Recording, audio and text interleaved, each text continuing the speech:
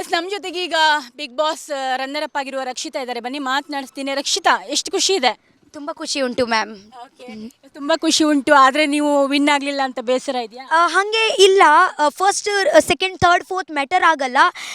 ಇಲ್ಲಿ ತನಕ ಬಂದಿದ್ದೀನಿ ಅಲ್ವಾ, ಐ ಆಮ್ ದಿ ವಿನ್ನರ್ ಅಷ್ಟೇ.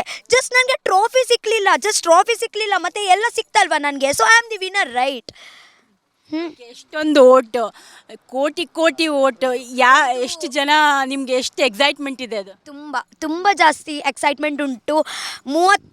ಫಸ್ಟ್ ರನ್ನರ್ ಅಪ್ಗೆ ಎಷ್ಟು 37 ಕೋಟಿ ಅಂತ ಉಂಟು. ಸೆಕೆಂಡ್ ಕೂಡ ಅಷ್ಟೇ, ಮೇಲೆ ಕೆಳಗೆ 37 ಕೋಟಿ ಪ್ರೆಸ್ ಮಾಡಿದ್ರಲ್ವಾ. ಅಷ್ಟು ಟೈಮ್ ತಗೊಳ್ಳಿ ಪ್ರೆಸ್ ಮಾಡಿ ಅಂದರೆ ಟೈಮ್ ಕೊಟ್ರಲ್ವಾ, ಪ್ರೀತಿ ತೋರಿಸ್ತಾರಲ್ವಾ. ಸೊ ತುಂಬ ಖುಷಿ ಆಯಿತು. ಭಾವುಕರಾಗ್ತಾ ಇದ್ದೀರಾ? ಆ ಭಾವುಕ ಮೀನ್ಸ್ ನೀವು ಅಳ್ತಾ ಇದ್ದೀರಾ? ಅಷ್ಟು ಖುಷಿ ಆಗ್ತಾ? ಖುಷಿ ಉಂಟು ಮ್ಯಾಮ್, ಖುಷಿ ಉಂಟು, ತುಂಬ ಖುಷಿ ಉಂಟು. ಇದೇ ಎಕ್ಸ್ಪ್ರೆಸ್ ಮಾಡಲಿಕ್ಕೆ ಆಗಲ್ಲ.